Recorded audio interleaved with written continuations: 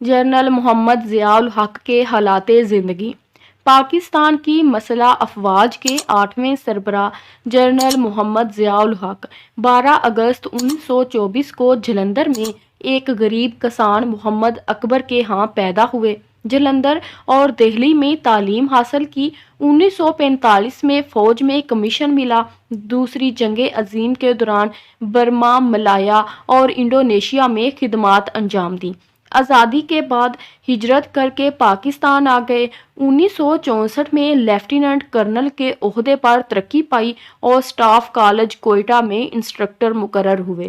1960 تا 1968 ایک Cuellar regiment کی قیادت کی۔ اردن کی شاہی افواج میں خدمات انجام دیں۔ مئی 1969 میں آرمرڈ ڈویژن کا کرنل اسٹاف اور پھر بریگیڈیئر بنا دیا گیا۔ 1973 میں میجر جنرل اور اپریل 1975 میں لیفٹیننٹ جنرل کے عہدے پر ترقی دے کر کور کمانڈر بنا دیا گیا۔ 1 مارچ 1976 کو جنرل کے عہدے پر ترقی پا کر پاکستان آرمی کے چیف آف اسٹاف مقرر ہوئے۔ 1977 میں پاکستان قومی اتحاد نے عام انتخابات میں عام دھاندلی کا الزام لگایا اور ذوالفقار علی بھٹو کے خلاف ایک ملک گیر احتجاج کا سلسلہ شروع ہو گیا۔ یوں ملک میں سیاسی حالت ابتر ہو گئی۔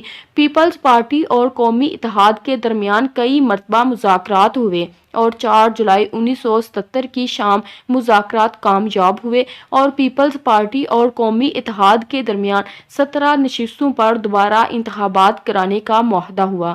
تاہم ضیاء الحق جو پس پردہ حکومت کو غیر مستحکم کرنے اور مارشل لا لگانے کی منصوبہ بندی کر رہے تھے کو یہ معاہدہ منظور نہیں تھا۔ انہوں نے یہ خبر اخبارات کی زینت بننے سے پہلے 5 جولائی 1970 کو شب خون مار کر اقتدار پر قبضہ کر لیا۔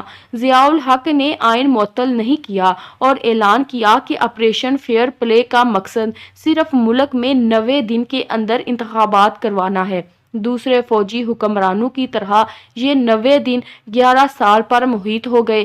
مارشل لا کے نفاذ کے بعد ذوالفقار علی بھٹو نے شدید مزاحمت کی، جس کے نتیجے میں ان کو گرفتار کر لیا گیا۔ ان پر ایک قتل کا مقدمہ چلایا گیا۔ ہائی کورٹ نے ان کو سزائے موت سنائی اور سپریم کورٹ نے بھی اس کی توثیق کر دی۔ یوں 4 اپریل 1979 کو بھٹو کو پھانسی دی گئی۔ آج بھی ان کی پھانسی کو ایک عدالتی قتل قرار دیا جاتا ہے۔ یوں ایک عوامی لیڈر کی موت کے بعد مارشل لا کو دوام حاصل ہوا۔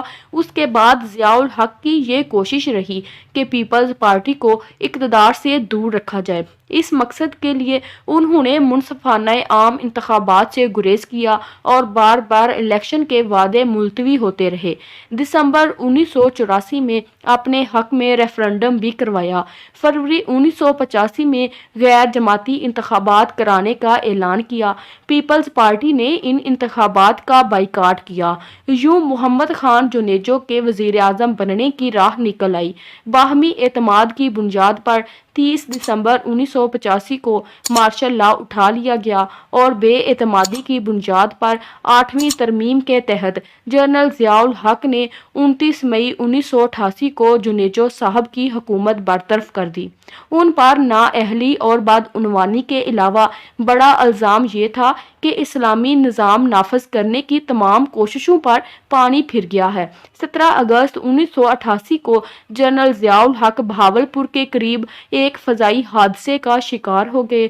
وہ اسلام آباد میں فیصل مسجد کے نزدیک آسودہ خاک ہیں۔ ویڈیو پسند آئی ہے تو لائک کر دیں اور اگر چینل پر پہلی بار آئے ہیں تو جلدی سے چینل کو سبسکرائب کریں اور ساتھ میں بیل آئیکن کو ضرور دبائیں۔ Thanks for watching.